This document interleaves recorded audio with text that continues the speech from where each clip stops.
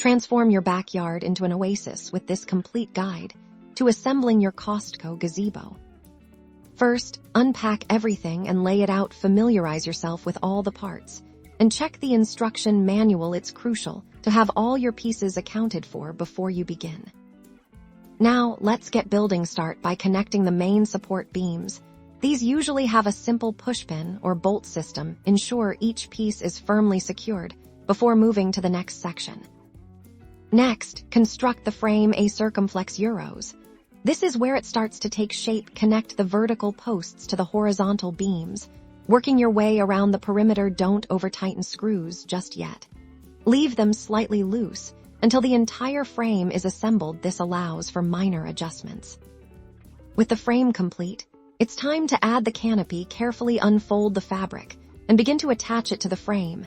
Many gazebos have Velcro straps or elastic loops. Work slowly to avoid snagging or tearing the material. Once the canopy is in place, go back and fully tighten all the bolts and screws on the frame. This ensures stability and structural integrity. And there you have it, a circumflex euros, your Costco gazebo, ready to provide shade and style. Remember, patience and attention to detail are key for a successful DIY project.